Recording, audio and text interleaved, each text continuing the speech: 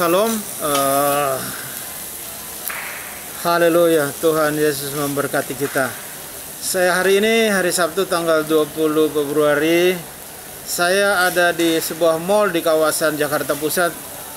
Ketemu dengan sahabat dan saudara lama sekali. Namanya Bung Paul Kara. Beliau adalah pencipta lagu dan penyanyi rohani. Beliau adalah teman dekatnya satu pelayanan dengan Obi Mesak dan juga teman-teman yang lain. Lebih lanjutnya saya nanti akan wawancara Bung Paul. Ini sudah di depan saya. Kami sedang menikmati makan siang. Shalom. Ya, ini sedang menikmati makan siang. Ini Bung Paul. Ini Bung Paul. Shalom. Salam saudaraku semua yang saya cintai. Salam sehat untuk kita semua. Sukses selalu. Ya.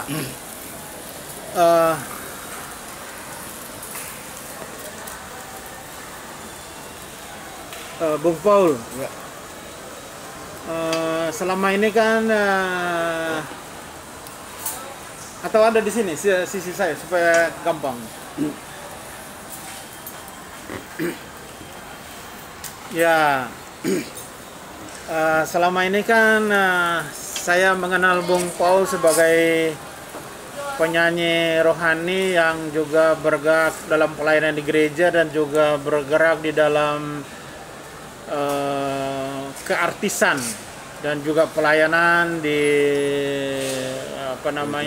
di gereja-gereja. Nah, bagaimana Bung Paul selama ini menghadapi kondisi COVID yang sudah 1 tahun ini menimpa negeri kita Indonesia? Apa yang Bung Paul alami? Baik, kita harus sebagai anak Tuhan harus kita syukuri dengan situasi apapun yang terjadi saat ini. Kita harus syukuri. Kenapa? Karena firman Tuhan berkata kepada kita bahwa jangan takut. Ya, kita tidak boleh takut. Walaupun virus COVID-19 ini ada, tapi kita harus selalu setia dan berdoa, taat selalu kepada Tuhan. Ya, di ayat Alkitab sudah sangat menceritakan, sudah sangat memberitahukan kepada kita. Jadi virus-virus yang ada ini zaman dulu sudah ada, di Alkitab sudah terjadi. Jadi kita tidak usah takut, mari kita tetap semangat. Dan terutama pesan dari saya, kita selalu berdoa, minta selalu tuntunan daripada Tuhan, supaya Tuhan bisa menjaga diri kita, bisa menjaga keluarga kita, bisa menjaga semua aktivitas kita. Mengenai situasi saat ini, memang kita sebagai orang seni, pencinta seni, sangat sekali mendapat dampak. Yang pertama, tempat-tempat hiburan semua ditutup. Nah, terus pelayanan-pelayanan di semua kategori, baik di gereja maupun di luar gereja, pelayanan-pelayanan seperti KKR itu semua di-close karena untuk mengikuti aturan pemerintah. Tapi harus kita syukuri bahwa sampai saat ini saya bersama Pendeta Andi hadir sehat selalu karena bukan kekuatan kita, tapi kekuatan Tuhan Yesus. Di situ kembali lagi saya katakan bahwa boleh kita mendapatkan situasi yang sangat berat ini, tapi jangan lupa selalu berdoa dan minta tuntunan daripada Tuhan. Saya ingat Matius 6 ayat 33 mengatakan, dari dulu sampai sekarang saya selalu ingat itu. Jadi ini saya pesan buat semua para pecinta channel Pendeta Andi, ingat, ini pesan saya. Kalau ada sesuatu yang menimpa kita jangan lupa Tuhan Yesus punya nomor telepon kok. Itu pesan saya yang bilang Tuhan Yesus punya nomor telepon. Ingat, M633, Matius 6 ayat 33. Itu telepon Tuhan Yesus. Tetapi carilah dahulu kerajaan Allah dan kebenarannya, maka semuanya itu akan ditambahkan kepadamu. Saya kira itu yang bisa saya sampaikan untuk kita semuanya. Jangan kita khawatir, selalu kuat bersandar pada Tuhan, maka Tuhan akan selalu menjaga kita. Jangan lupa selalu membaca firman Tuhan, supaya kita bisa mendapat kehidupan yang lebih baik daripada yang dulu. Terima kasih, Tuhan Yesus memberkati kita semua.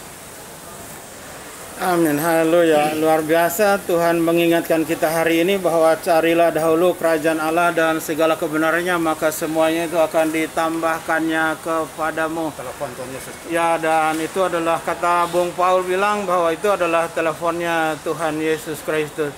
Nah, saudara yang dikasih oleh Tuhan, kembali saya mau bertanya kepada Bung Paul, dampak daripada COVID ini apa yang Bung Paul rasakan bersama dengan keluarga? Oh, dampaknya besar sekali. Semua kita punya aktivitas tertutup, terkunci habis. Tapi kita selalu percaya bahwa satu tempat tertutup, Tuhan akan buka tempat yang lain.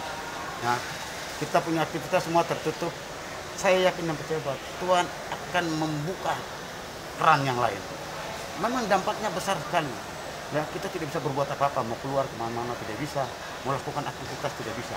Tapi bagi saya tidak tahu bagi teman-teman yang lain. Bagi saya selalu merasa nyaman dan aman karena ini teguran buat kita umat manusia.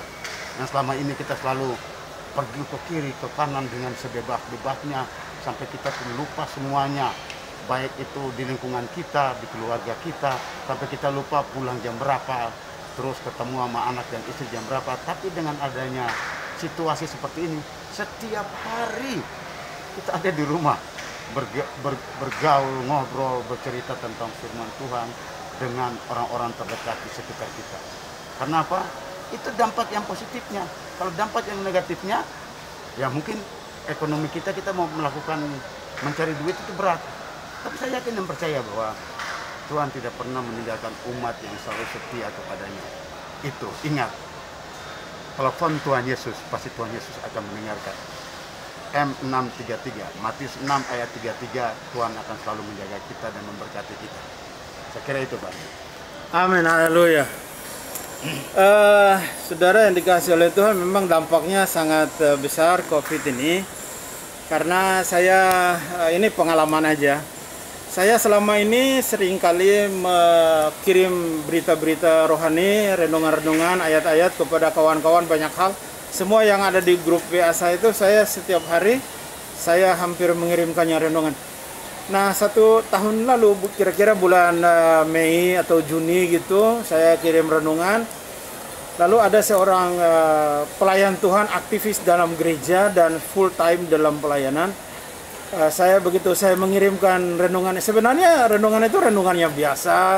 Saya bilang tetap kuat di dalam Tuhan meskipun kita menghadapi berbagai masalah. Tetapi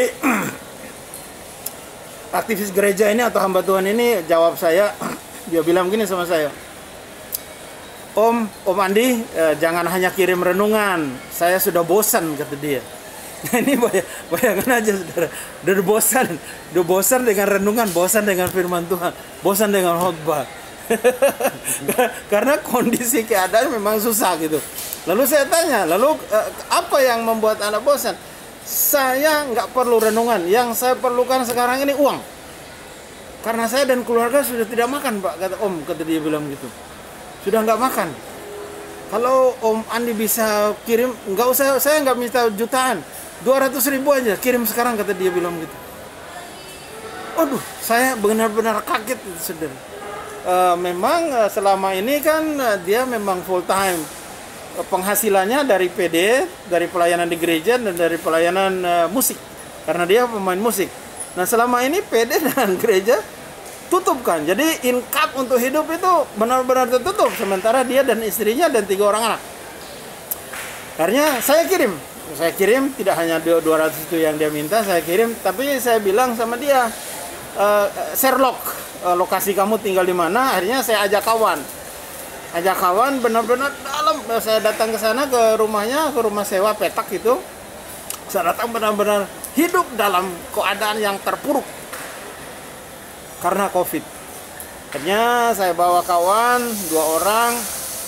Nah, kawan ini meminjamkan rumah kepada keluarga ini dan akhirnya sekarang ini tinggal aman. Itu baru satu yang saya tahu, belum di tempat yang lain, belum orang yang tidak kenal, itu baru yang saya kenal. Memang COVID ini dampaknya besar, dampaknya sangat besar. Nah, kita sedang menghadapi banyak gereja juga, bukan hanya anak-anak Tuhan. Gereja-gereja besar sekarang ini banyak tutup, saudara. Ini kondisi ini memang kondisi bukan hanya COVID-nya, tapi juga ekonomi ini. Apa-apa sekarang ini tertutup gitu. Tetapi kita percaya bahwa Tuhan tidak pernah meninggalkan kita, Dia bersama-sama dengan kita. Dan Dia menyatakan diri sebagai Immanuel. Saudara tahu kata Immanuel? Immanuel itu adalah Tuhan yang menjadikan langit dan bumi itu menyertai kita. Elohim, Immanuel bersama-sama dengan kita. Jadi kalau Immanuel, Tuhan semesta alam yang menjadikan langit dan bumi, manusia dan segala makhluk bersama-sama dengan kita, Dia berjanji bahwa Dia menyertai kita. Jadi memang tidak perlu takut, memang kita harus waspada menghadapi kondisi ini. Itu yang saya dan Bung Paul bisa sampaikan lewat pertemuan siang hari ini. Ikut terus channel ini, saya hambanya Burhanuddin Haji Usman Abuna. Bertambah Pak Andi. Ya, ini pesan dari Bung Paul. Saya hanya minta bantuan kepada seluruh masyarakat Indonesia, khususnya pencinta channel ini. Mari kita sama-sama berdoa supaya lambat laun secepat mungkin semua permasalahan COVID ini akan cepat berakhir. Dan kita berdoa sama kepada pemerintah yang sudah bersikeras untuk menyebarkan vaksin supaya kita semua masyarakat bisa mendapatkannya dan kita semua bisa beraktivitas seperti semula. Dan ingat bahwa pemerintah itu titipan Tuhan. Jadi kita harus ikutin aturan pemerintah, ikutin protokol kesehatan yang pemerintah sudah terapkan. Mari kita sama-sama seperti saya sama Pak Andi selalu menggunakan masker, selalu jaga jarak. Dan saya hanya pesan kepada bapak-bapak, ibu-ibu, saudara-saudara semuanya, saya pencipta lagu-lagu rohani. Ini album saya yang saya akan sebarkan. Untuk mungkin ada yang berminat, silakan langsung ke channelnya Pak Andi. Ya, saya mencoba untuk membangun gereja-gereja. Ada beberapa gereja yang sudah minta tolong. Ini saya mau edarkan untuk pelayanan. Jadi kalau ada yang berminat, silakan langsung ke channel Pak Andi. Kita sama-sama mendukung program daripada gereja supaya gereja selalu berkembang di mana-mana. Yang kedua, pesan saya, mari kita sama-sama berdoa untuk peristiwa yang terjadi di Maluku Utara, yaitu di Tobelo, salah satu gereja besar. Kebetulan gereja di daerah saya juga itu terbakar habis, tapi yang tersisa hanya salib. Ya, gedungnya hancur. Itu karena Tuhan selalu menjaga. Rumah Tuhan selalu kokoh. Walaupun yang lainnya hancur, tetapi gerejanya itu masih tetap, salibnya itu masih tetap terlihat. Jadi kita sama-sama berdoa supaya proses ini bisa cepat selesai dan mereka bisa kembali membangun rumah Tuhan lebih megah lagi. Terima kasih, Tuhan Yesus memberkati kita semua dan salam sehat selalu. Amin. Amin, haleluya. Demikian Tuhan Yesus memberkati kita. Salam Immanuel. Sehat terus, hidup diberkati Tuhan kita. Tuhan memberkati kita, haleluya.